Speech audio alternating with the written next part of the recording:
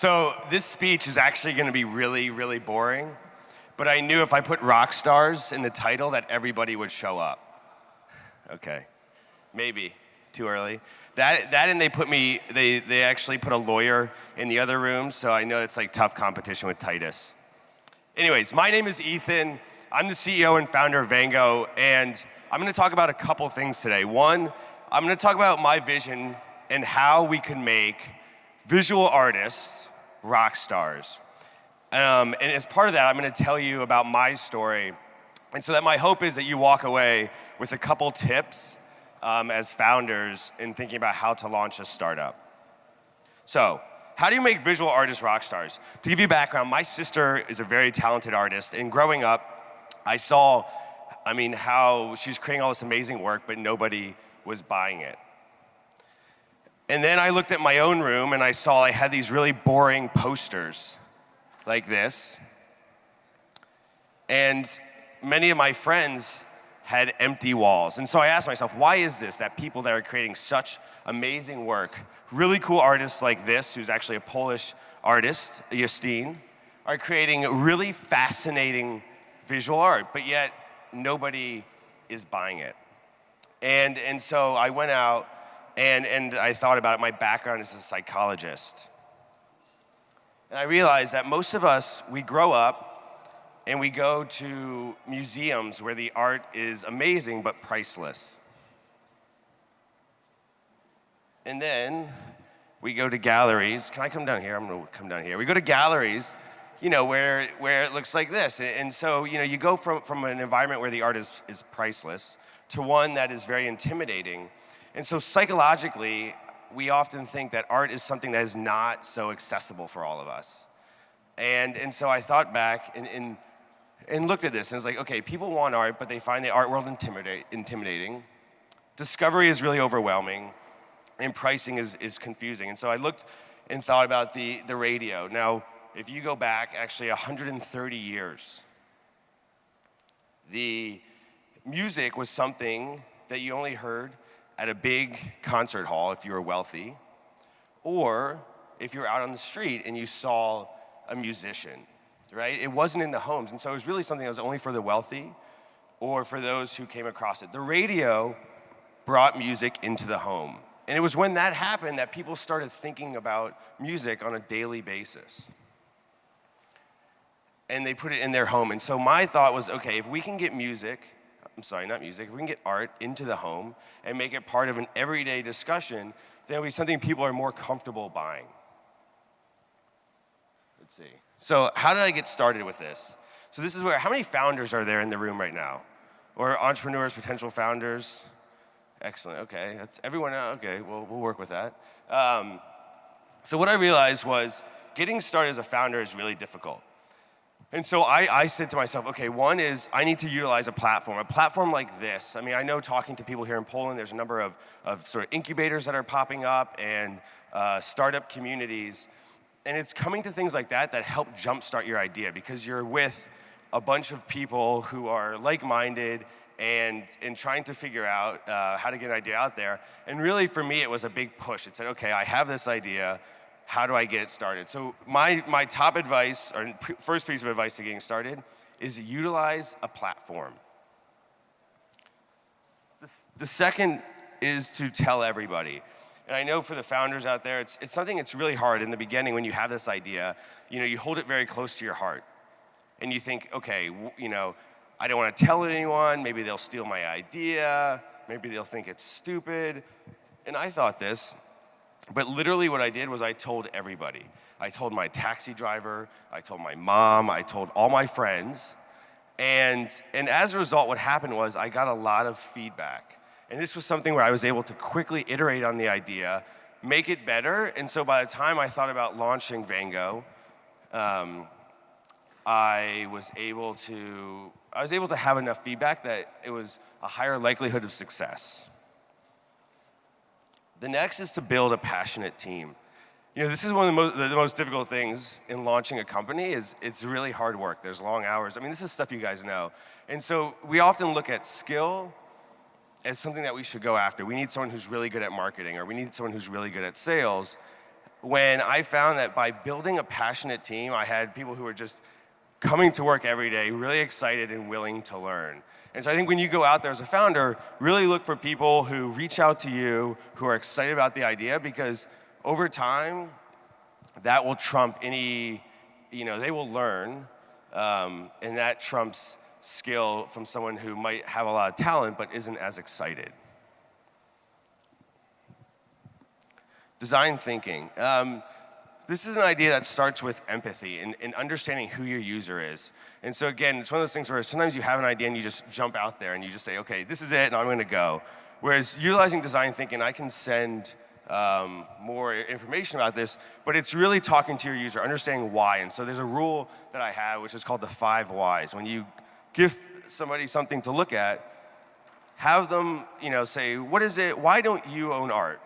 And they'll say, because it's expensive. Well, why do you feel it's expensive? Because it costs $100. Well, why is $100, and you keep asking why?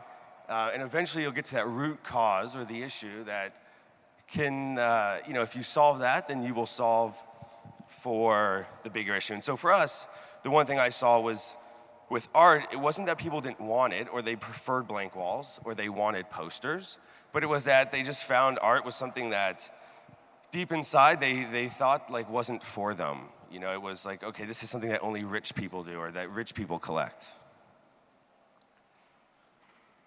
Tough road.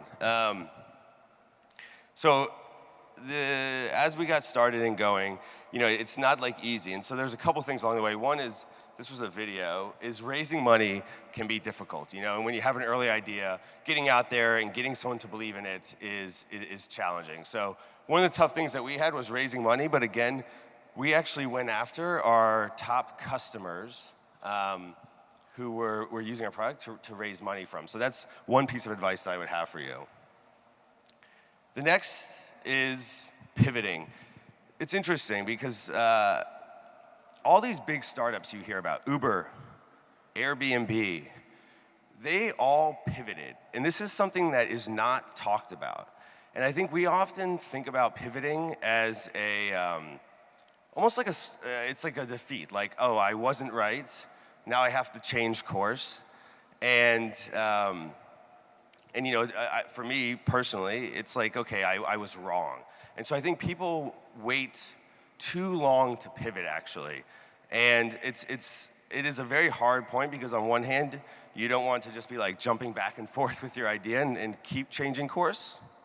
But equally, if it's not working, at some point you need to ask yourself why and pivot, and to know that some of the best companies, the unicorns that the gentleman before me was talking about, actually have nearly 80% of them have all pivoted. So something to think about. Team members, this is just what I talked about earlier, building a passionate team, people that are excited. And yeah, I think it's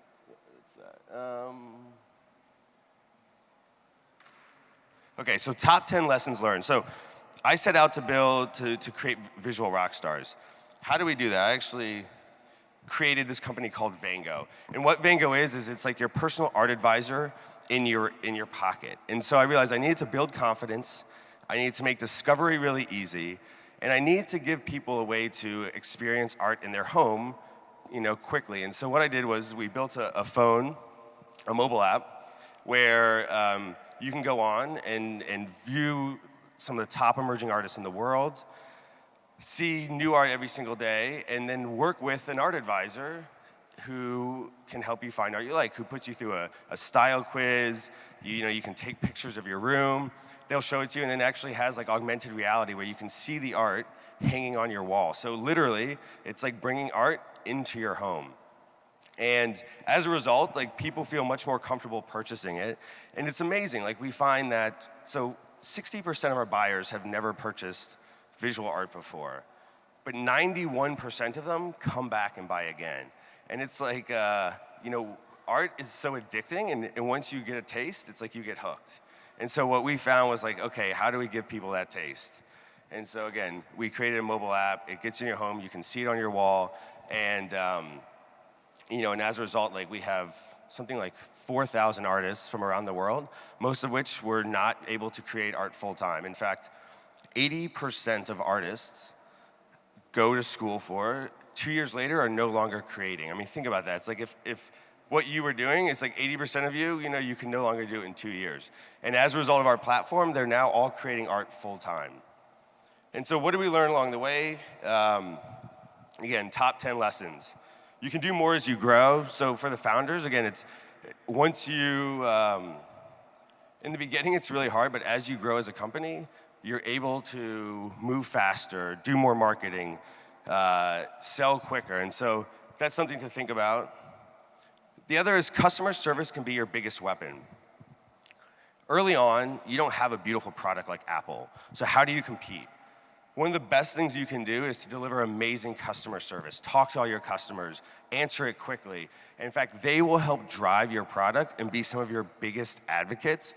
And early on, when you're really small, you can afford to talk to literally every single customer. Raise money from your best customers. I talked about this. Again, you'd be surprised, for the founders in here. One of the best places to get money is from people who use your product. Do things that don't scale.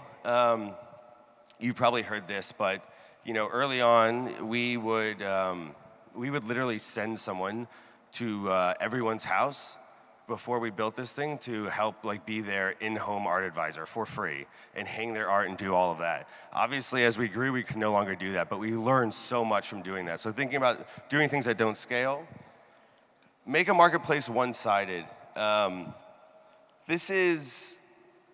So for a marketplace, whereas you have two customers, so in our case, it's artists and buyers, it's really hard to serve both and to have that balance because, you don't want too many of one side. And so if you can give one side tools that make them stay, it's better. So for artists, we gave them tools like managing their social media. So we actually recruited them by saying, okay, if you come on, we'll manage your social media for you so you can grow your audience.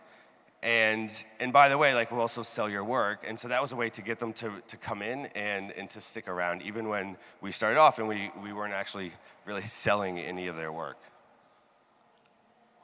Moments of delight. This one is really hard because it's we often think about technology as, you just think about it as an app, but it's what are those magical moments that you can do? So for, these taxi apps, it's the ability to literally push a button and have someone show up.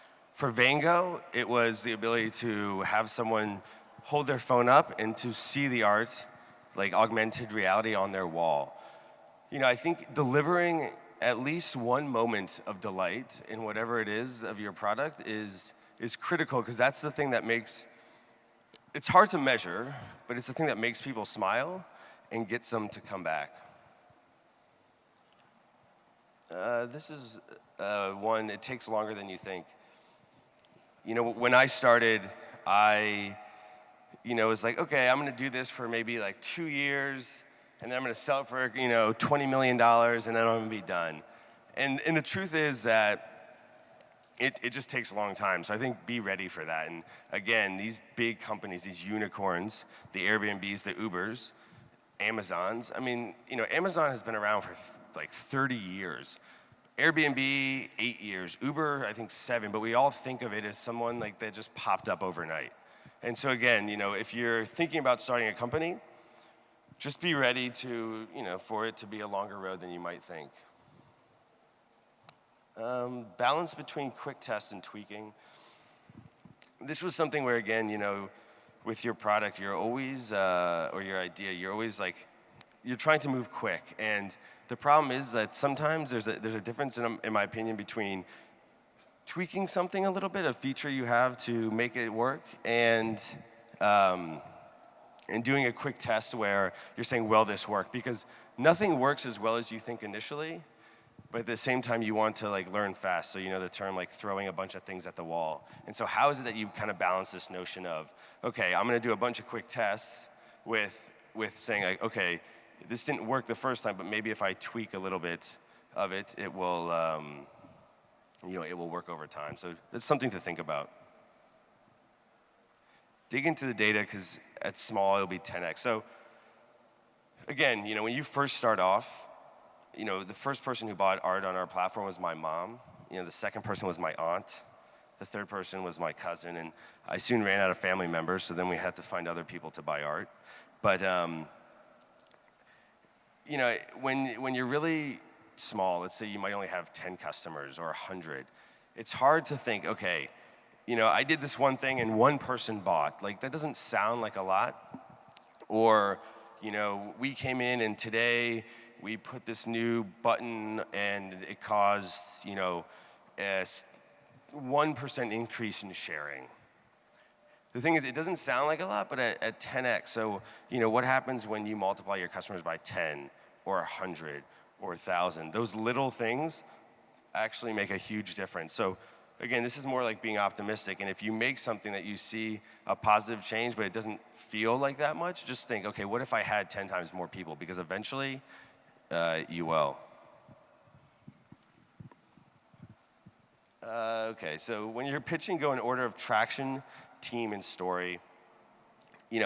What this means is if you're pitching out there and you have a great company and you have 20% month-over-month growth or 50% month-over-month growth, start with that. Always start with traction, because the truth is that investors don't give a shit about your story or why you're doing it. Like, they just want to make money and see that. And so always starting with traction is the most important.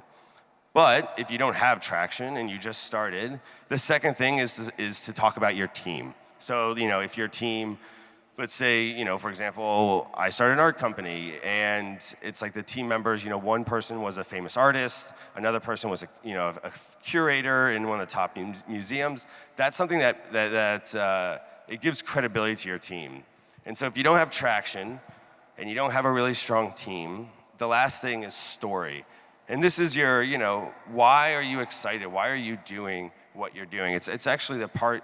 The thing is you often, as a founder, want to start with story and then talk about your team and then talk about your traction, because it's your story that is so passionate and drives you. But starting, with traction, if you have it, then your team, and then story, is just a piece of advice if you're out looking to fundraise. Hire fast, fire fast. This is just, again, you've probably heard this, but it's hard. Like, when you're looking to grow a team and to build something, it's like hiring is the most difficult thing you will do. Firing is even more difficult. And so just, if you ever have any inkling of doubt, it probably means that the person isn't going to work out. And so doing that sooner, because think about this. If you're a huge company and you have 1,000 people, if 1% aren't good, like, that's 10 people. So you still have a lot, or that able to make up for that. But if you're a startup of 10 people and 10% aren't good, then that's a bigger chunk of your team. So just hiring fast and firing fast. And the other thing to think about is, like, when you start off, the people that you'll bring on are a different skill set than you'll need as you grow. And so I think as part of it, it's just like for both sides, thinking about that the person who came on early was really good because, like I said, they were passionate and they did whatever it took to help grow the company. But over time, you really need that person to be an expert in marketing. Determining magic moments in a buyer's behavior. This is just, what is it that makes it click? And this is really the difference, I think, between the companies that do very successful and not, is they figure out what is it that what is it that makes the buyer come back again and again? And so again, for us, it was that they were able to come in and talk to someone, an art advisor, to help get advice. It was that personalization. For others, it's gonna be something different. But really think, like, what is that one thing, or that as part of my experience that gets people coming back again and again. So yeah, those are my top 10 tips. Anyways, as I said, like, if you guys have questions, but my goal was to think of, give you guys an idea of things to think about as founders when starting it off, and knowing that's not always an easy road, but that it's worth trying. And so as a result, like I said, Vango is we're based only in the US right now. We're one of the fastest growing art marketplaces, and we now have done it where we're really helping people discover and buy art. And our goal is to get it so every house has original art in it, and every artist is able to continue to do what they love. And and we're excited about expanding to Europe and to Poland soon. So again, thank you very much. And if you have any questions, you can ask this guy. No, I'm kidding. Do you want to take questions or you don't? I don't mind. We have time. So if actually, I'm going to allow 2 questions. If anybody has actually a question, just raise your hand and the microphone will be provided. Oh, come on, guys. I know it's the morning after the party, but still, guys. Yes, no? Should I How many people in here own original art? Gina Baker? Anyone else? Okay, we have a couple. So it's like a handful, right? It's something like, that's it. There's it's something like 75% of people have empty walls, 20% own posters, and only 5% own original art. I think at the point when I come back in a year or two, and 20% of you, and then the next year, 30% of you are all raising your hands, that's when we know we won. And like I said, it's how do we get art in people's homes, and like the radio did for music. Actually, my home is filled with art, so... Yeah? Yeah, I have at least, 20 paintings or something, wow. So... Yeah, I actually love it, so I enjoyed that. Anyone has a question, or should I just wrap it up? Okay, so you can really find me not after, helping thank this you. morning. So will you stick around a bit? Yeah. Okay, so because you're so reserved and so shy, you can actually talk to Ethan directly right off the stage, which is now. Thank you so much.